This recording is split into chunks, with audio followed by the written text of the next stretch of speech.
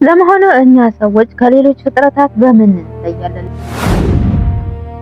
በዓለም ላይ ባሉ ዋና ዋና ሃይማኖቶችና ፍልስፍናዎች ውስጥ ሰው በፈጣሪው አምሳል ተፈጥሯል የሚለው አባባል ትልቅ ቦታ የሚሰጠው ፈጣሪ አፍንጫ ወይም አካል አለው ማለት ነው ወይስ ሚስጥሩ ሌላ ነው? በዚህ ቪዲዮ ይህንን ጥልቅና ህይወትን የሚቀይር ጥያቄ ዋና ዋና ነጥቦችን በነጥብ እንፈትሸዋለን። በፈጣሪ አምሳል የሚለካውን ጽንሰ ሐሳብ በአካል መመሳሰላችንን የሚያሳይ አይደለም። ምክንያቱም ፈጣሪ መንፈስ ነው።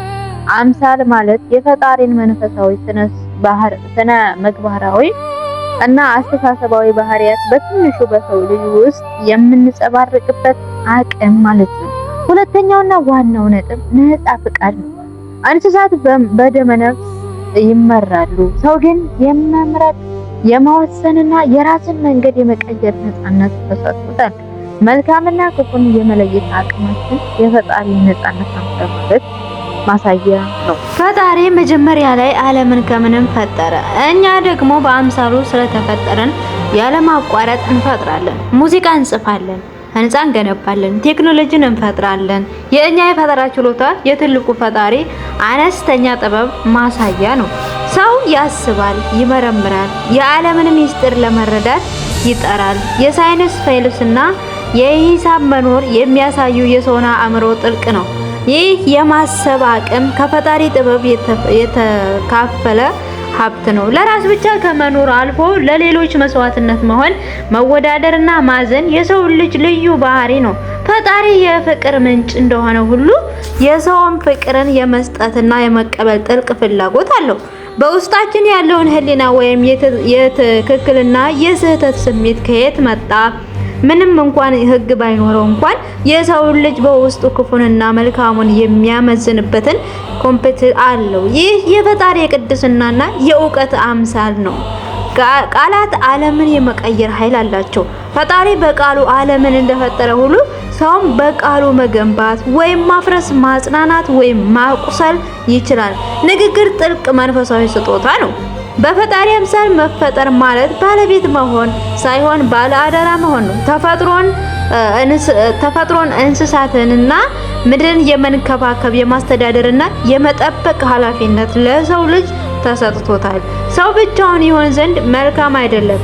እኛ ማህበራዊ ፍጥረታት ነን። ከሌሎቹ ጋር ግንኙነት የመፍጠርና ከፈጣሪ ጋር የመገናኘት ጥልቅ ፍላጎት በውስጣችን አለ። ይህ ጥበብ በጣም ወሳኝ ነው።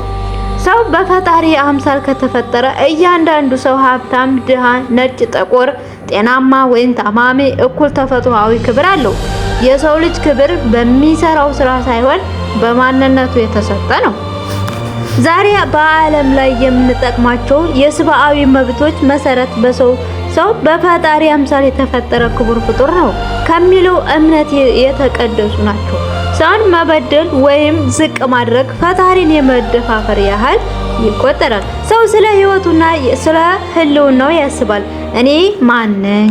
ከየት ነው የመጣሁት? ወዴት እሄዳለሁ ብሎ ይጠይቃል። ይህ ራስን የማወቅ አቅም በሌሎቹ ፍጥረታት ዘንድ በዚህ ደረጃ አይገኝም። እኛ ስጋ የለበስን መንፈሳዊ ፍጥረት ነን።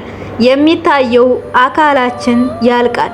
የማይታየው መንፈሳችን፣ ማንነታችን ግን ከቁሳዊ ዓለም በላይ ካለው ፈጣሪ ጋር የተያያዘ ነው። ታዲያ ሰው በፈጣሪ አምሳል ከተፈጠረ ለምን በዓለም ላይ ግፍ፣ ጦርነትና ክፋት በዛ? መልሱ አምሳሉ አልጠፋም። ነገር ግን በኃጢአት፣ በራስ ወዳድነትና በስህተት ምክንያት ተበላሽቷል።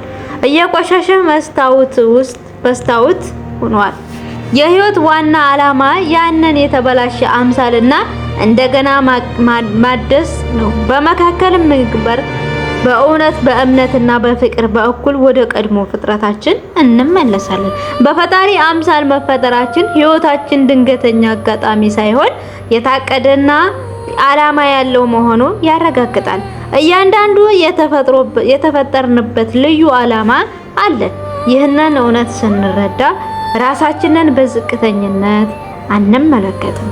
ሌሎችን አንነቅም ወይም አንበድልም። ለተሰጡት ስጦታዎች ተጠያቂ እንሆናለን።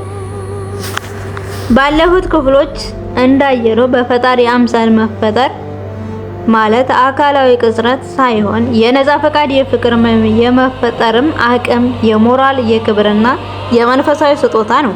እኛ የፈጣሪ ባሪያዎች ምድር ላይ እንድናይ እንድንጸባርቅ የተሰራን ባለአደራዎች ነን። እንግዲህ የዛሬው ጥያቄያችን ይህን ነበር። ርዕስ በፈጣሪ አምሳል መፈጠራችንን ለህይወቶ ምን ትርጉም ይሰጠውታል? አስተያየቶን ኮታች በኮሜንት ላይ ያካፍሉን።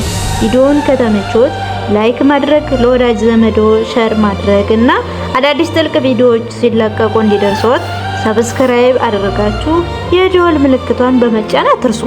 በሚቀጥለው ቪዲዮ እስክንገናኝ ደህና ሁኑ።